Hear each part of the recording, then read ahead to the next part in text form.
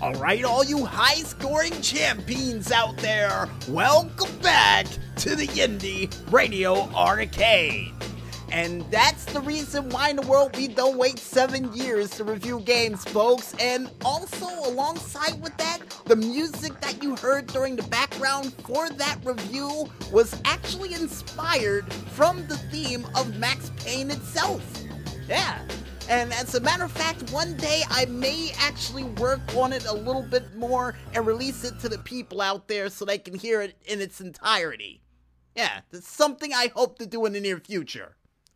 But besides coming up with cool songs inspired by other cool songs out there, I think it's time for us to go ahead and put your high scores on high display along with some indie games along the way for another edition of the Indy Wall of Fame. And the first game that we have up comes from the creators Nimble Giant Entertainment with their game Quantum League. And this game automatically reminds me of that ESPN production of the Paintball League with a little hint of, well, Batman Beyond with the way that the arena looks. And the fact that you get a chance to control time, I guess a little hint of body count in there as well, too. Yeah. And here's hoping in the near future for this game, besides getting a chance to control time, you also get a chance to get your own custom weapons included for this game. Oh, and a chance to have a story mode included in this as well, to unlock new characters. And the next game that we have up comes from the developers Muppet Game, nice developer name by the way, with their game, The Psychic. And this game automatically reminds me of a combination of not only Infamous with a little hint of the Forest in there as well.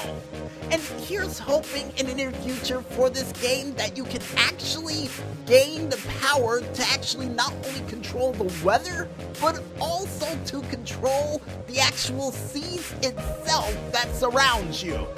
And what do I mean by that, folks? Well, the person in this game has the ability to control the elements, and I really hope it gives you a chance to actually separate the sea or actually close it in on incoming ships that tries to take you out in this game. Because I got a feeling whatever comes toward this island is not going to be friendly. Or it might.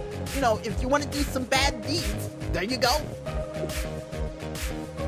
And besides taking out ships with the power that King Mickey had at one point in a cartoon long ago, the next game that we have up comes from the developers Faster Times Limited with their game Drone Warfare.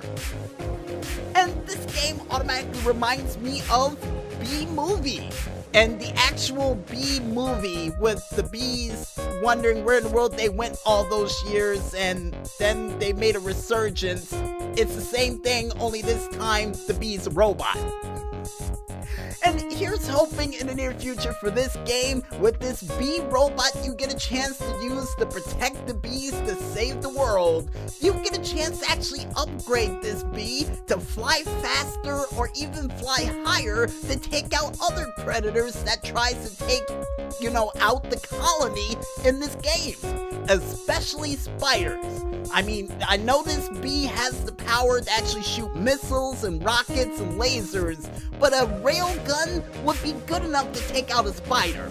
I'm just saying. And no, Maestro, that's not overkill in my book, especially for a spider. I hate spiders. And besides my disdain for spiders, folks, the next game that we have up comes from the developers Yellow Coat Games with their game Crazy Ball Racing. And if they don't have an announcer that says that for the opening title, they need it. And also besides that, this game automatically reminds me of a what-if scenario if they made a racing game version of Marble Madness. And here's hoping in the near future for this game, and I got a feeling they already have it, is a chance for you to come up with your own custom ball for this said track. and even a chance for you to come up with your own custom tracks too. Yeah, and put them up online for other people to race on, all 60 of them. Yikes! 60 people can play this game at once? Insanity. Or should I say, crazy, because, crazy ball racing. And the last but not least game that we have up for this week, besides a whole bunch of crazy balls racing down a track, comes from the developers Atomic Jelly with their game, Bus Controller Simulator. And this game automatically reminds me of not only my time of riding on a bus when I was a kid at school with a bus assistant, but for some strange reason reminds me of a potential Jean-Claude Van Damme movie that I have a feeling he probably shot while he was on a bus trying to protect it. I don't know what they would call it. Bus Protector? Or The Bus Protector? Yeah, I got a feeling that's what they would call it. But either way, folks, here's hoping in the near future for this game that by protecting this bus and even keeping it clean, they give you a chance to actually upgrade this bus to something a little bit better than something that looks like a prison bus. Because seriously, it looks like a prison bus. So after you do a couple of jobs for this one bus driver, you actually upgrade to another bus, and even a bigger bus than the other one you had before. Yeah, here's hoping. And besides riding in the back of a bus that I got a feeling prisoners were on before you were, the next thing we might as well head into, folks, is the high scores for this week. And the high score we have up to kick things off from the Twitter page of @HighScore comes from none other than Frankie with his high score of 53,635, a part of the ZX Spectrum game of Galaxy Force. Next high score we have up after that comes from, once again, Frankie, with his high score of 10,830, a part of the ZX Spectrum game of Galaxions? Or Galaxions? You know what, we'll go with the second one, and congratulations, Frankie, despite the confusing nature of how to say the game. And my God, Frankie on a hot streak. Another high score, folks, from Frankie is 93,970, a part of the ZX Spectrum game of Galactic Abductors, which for some strange reason not only sounds like a band that came out of Wisconsin, but also sounds like a sci-fi original film that might be on right now as we speak.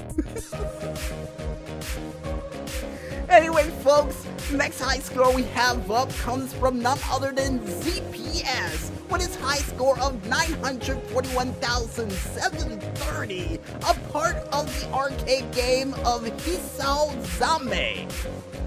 Nice name for the game. Next high score we have up after that comes from Omar Gedden with his high score of 19, a part of the Atari game of Frogs and Flies under easy difficulty.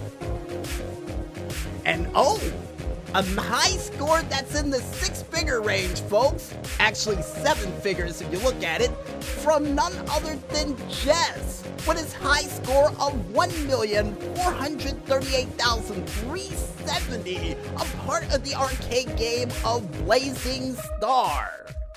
Not bad, Jess. Not bad. Anyway, next high score we have up after that comes from Retro Gamers Hub with his high score of 21,530, a part of the Atari game of Jawbreaker, which mysteriously looks like Pac-Man, but we're not gonna question it. And the next high score that we have up, folks, comes from none other than Oya Family with his high score of 109,830, a part of the Atari game of Pac-Man Collection Ultra Pac-Man Bell 2 Plus All Fast On. For the Atari 7800, by the way, with the title the Maestro said we didn't need to read the whole thing for, but hey, we're gonna put some respect on the high score that he scored. And the last but not least high score that we have up for this week, folks, comes from none other than the gamer Lvl.99 with his high score of 999,990, a part of the Nintendo game of Mock Rider Fighting Course. And if you guys want to check out any other cool and crazy high scores that are still trying to make their way through the Twitterverse as we speak, you can head on over to the Twitter page of one man only known as @HighScore, or even head on over to their website known as highscore.com to win cool prizes for your high scores. And like we say all the time around here, folks, it's a fair trade. And the high score from a work in progress still stands, folks, for this month, which comes from none other than Pt.3 with his high score of 28,457,500, a part of the Sega Genesis Mega Drive game of Outrun under Pro difficulty. And I got a feeling it's gonna stand the test of time all the way until the Indy Awards, where he may get a special award for it. Who knows? And if you guys want to check out any other cool games that are still trying to make their way through the Steam machine via cargo ship, cargo plane, or even subterranean train that is still currently rumbling underneath your toes, you can head on over to the store.steampower page, only known as store.steampower.com, and just click ever so lightly on that Indy button, as well as clicking on that upcoming page as well, to check out a whole bunch of cool games that will properly represent these 29 days of greatness in the only way they know how, which is great. And according to the Maestro, it's a picture of Tony the Tiger even giving them the thumbs up right now, saying they're great. Really? Tony the Tiger vouched for these games? So you know they're great. And I guess with that said, folks, I think it's time for us to head back to the music, and when we return, we'll be back with another edition of the $64,000 question, right after a word from our sponsors. So don't skip out on that bonus round just yet, folks, and stay tuned.